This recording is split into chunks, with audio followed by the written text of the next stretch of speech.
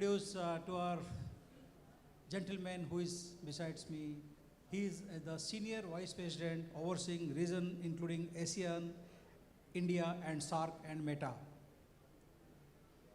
He lead a company, Cybal. How many of you heard of Cybal? Anyway, that will go ahead. Okay, good. So, Mandar, I have to start like this. How do you perceive the unique cybersecurity challenges faced by organizations in these areas? And how does Cyber tailor its solution to address these specific needs into cybersecurity? Yeah, it's a good question. Thanks, sir. So, almost like last 20 years, all organizations are protecting their internal security. Means we started talking about endpoint security, then we started talking about network security, application security database, and then we start blaming people that end of the day people are the one who are making the organization insecure. And then on top of that, we started building security operations center.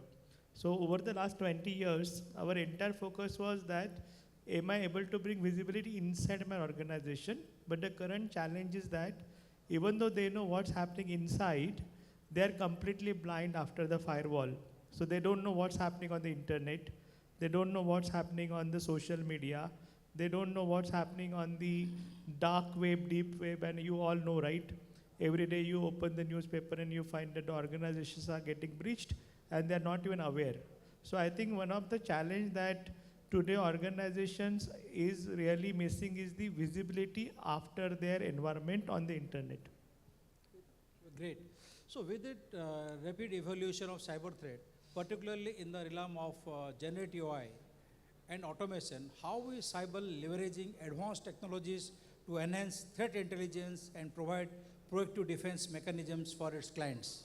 Yeah, so as an organization, what we thought is that, see, there is a huge, internet is very big. And in fact, if you know, Google just know 4% and 96% no one knows. That's we called it as a dark web, deep web. And lot of data is there which you cannot know from the normal browser. So what we thought, we basically built connectors and the mechanism where all breach data basically come to us. We get it from the forums, we scrap it from the internet, we monitor the internet, we monitor the post, everything. We created a biggest data lake. The data lake is petabytes, right? And whenever we will basically use the AI logic to really identify. So let's say there is one customer X, and he want to know that I want to know what's happening about my organization in dark web.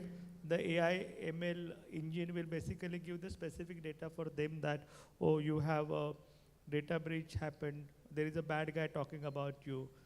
There you have been basically targeted by these many companies. There is a 4 asset, those are vulnerable. That can be exploited by the bad guy.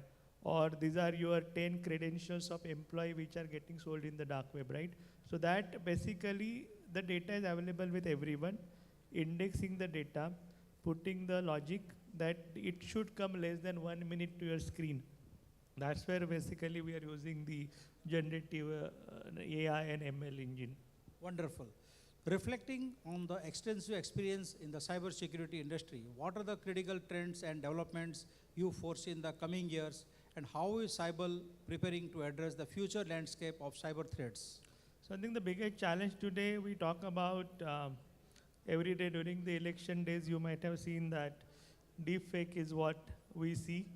Another challenge, digital arrest, that we see that people, normal innocent people are getting tricked and almost like crores and crores money is getting sniffed from their account with their own permission. I think that is one challenge which is there. Deepfake where innocent people again get tricked and again a lot of money will basically ask for them to remove the post, and even they are not aware. So there is a brand reputation to individual organization. We also see after some of the attack happens, if you know the attack happened in Iran where the blast happened using the pager and all, right? So I think the physical security or device security will also one of the area where the people will look into this. And from the overall perspective, the things that these people should be worried that what is there, what are the things that are exposed which I am not aware about my organization or even for me as an individual. So I think that's the area that people will look into the coming days. You're right, absolutely. Now, the most important question, the whole world is now bugging by defect. And I believe you recently launched a product to deal with that. Please tell our audience and the issue of deepfake and how do you address it? Yeah, so deepfake is technology where your picture will be taken and it will be morphed. So we know morphing, right? So we used to take a picture, putting it on another picture, and it was used against your reputation.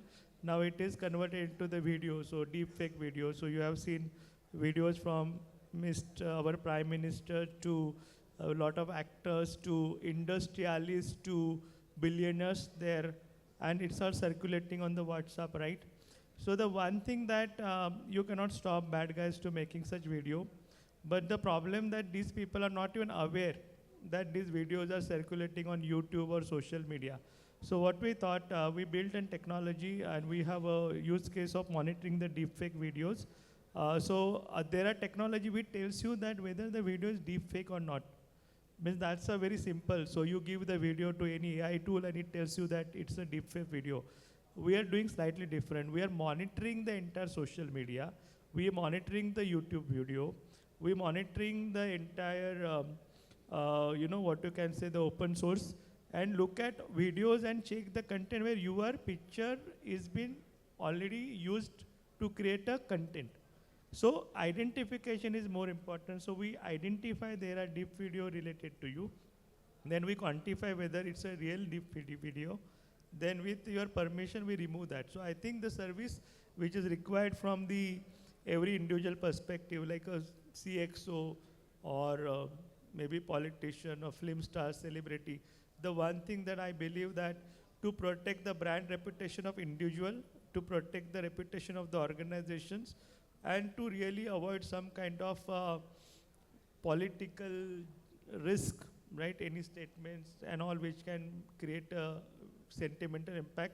If we detect such kind of sensitive content, it basically helped everyone to protect the reputation of the individual and the organization. Okay. So when I ask one question at the beginning, how many people they know Saibal? I could see one person has raised the hand, Amarnath Shetty. If I will ask, find what is going on Amarnath Shetty's in the deep web. Can you tell? So Amarnath, can you raise the hand? I'm asking on behalf of you. So the way it works is that, so when I get Mr. Amarnath picture, I can actually run it with all videos, those are available on social media, and I tell you that, yes, Mr. Amarnath, you have 1 or 2 or 10 deepfake videos are being circulated, and then with your permission, I can definitely remove it. And not just your video, I can tell you that, Mr. Amarnath, you have 3 fake LinkedIn profile, you have 4 fake Facebook profile, you have 10 Instagram accounts, your username has been compromised, you have ordered pizza, so this is your home address, you went to